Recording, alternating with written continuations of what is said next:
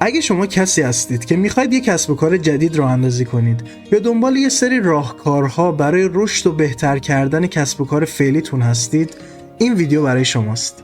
من همایونم و خوش اومدید به چنل اتمیک ساکسس.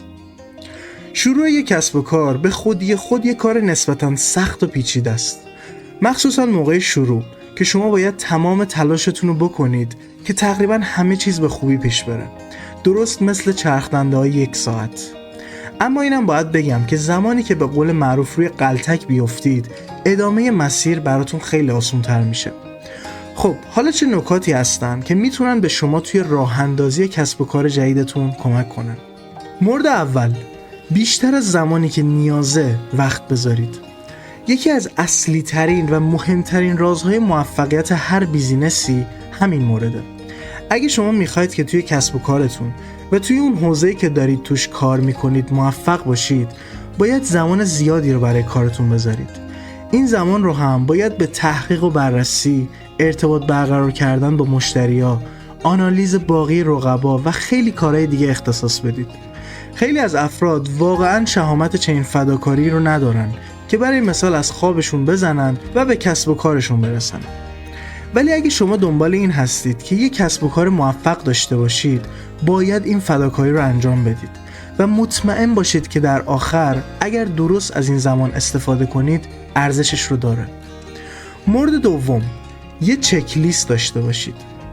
قطعاً برای شروع یه بیزینس و رشد دادنش کارهای خیلی زیادی هست که باید انجام بدید، از کارهای اداری گرفته تا نظرسنجی مشتری‌ها، و شما نمیتونید تمام این کارا رو به خاطر بسپارید. برای همین بهترین کار اینه که از همون اول تمام کارهایی که هر روز باید انجام بشه رو یه جا بنویسید و طبق اون عمل کنید تا چیزی از قلم نیفته و مشکلی برای کسب و کارتون به وجود نیاد. مورد سوم، جزئیات رو ثبت کنید. این هم یکی دیگه از رازهاییه که خیلی از افراد انجام نمیدن و بعداً از خودشون میپرسن که چرا بیزینسم شکست خورد. شما باید تمام اتفاقات رو ثبت کنید، تک تک تراکنش ها، تک تک اتفاقاتی که باعث بروز یه مشکل شدن، نظرات و انتقادات مشتری ها، رفتار و عملکرد کارمنداتون، چالش هایی که پیش بینیشون نکرده بودید و تمام چیزهایی که به بیزینستون ربط دارن. اگر تمام این داده ها و اطلاعات رو داشته باشید، بهتر از باقی رقبا میتونید بیزینس خودتون رو بشناسید و از استراتژی های بهتری استفاده کنید. اگه تا اینجا حداقل یکی از این موارد هم براتون مفید بوده، خوشحال میشم این ویدیو رو لایک کنید و چنل رو هم سابسکرایب کنید. خب بریم برای مورد بعدی. مورد چهارم، رقباتون رو آنالیز کنید. این مورد یکی از مواردیه که به احتمال زیاد خیلی ازش خبر دارن، ولی هر کسی درست انجامش نمیده. باید سعی کنید رقباتون رو بررسی کنید، باشون صحبت کنید، ازشون اطلاعات بگیرید و در مورد چالش هاشون بپرسید. یکی دیگه از مواردی که خیلی ها بهش توجه نمی‌کنن، الگوهاییه که توی بازار تکرار میشه.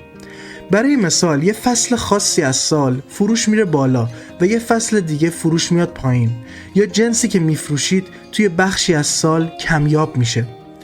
اینا همه اطلاعاتی هستن که شما به عنوان یک دارنده کسب و کار باید حتما اونا رو بدونید. پس چه بهتر که به جای اینکه خودتون مجبور باشید همه اینا رو تجربه کنید، به جاش از رقباتون اطلاعات بگیرید و تا حدی از استراتژی‌های اونا مطلع بشید. این نکته رو هم باید بگم که قطعاً اونا همینطوری این اطلاعات رو در اختیارتون نمیذارن. اینجاست که مهارت‌های نرم یا همون سافت اسکیل ها به کارتون میان تا بتونید با فرد مقابل دوست بشید و این اطلاعات رو به دست بیارید.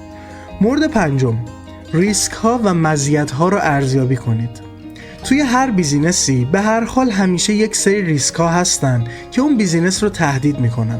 یه کاری که حتما باید موقع شروع بیزینستون انجام بدید اینه که تا حد ممکن تمام ریسک هایی که ممکنه به بیزینستون آسیب بزنن رو شناسایی کنید و برای هر کدوم یه راه حلی پیدا کنید. از طرف دیگه هم باید ببینید که مزیت‌های شروع این کسب و کار جدید براتون چیه و چقدر پتانسیل دارید که توش پیشرفت کنید. خوبه که تمامی این اطلاعات رو قبل از شروع بیزینستون به دست بیارید تا ببینید اصلا شروع این بیزینس براتون به صرفه است یا نه. گاهی ممکنه ببینید که ریسک های کاری که میخواید انجام بدید و هزینه هایی که باید برای این کار بدید به مراتب خیلی بیشتر از سود و مزیت هاشه. اونجاست که باید در مورد تصمیمتون برای شروع اون بیزینس دوباره فکر کنید. مورد ششم، خلاق باشید. خلاقیت میشه گفت یکی از میانبرهای جادویی برای رسیدن به موفقیته.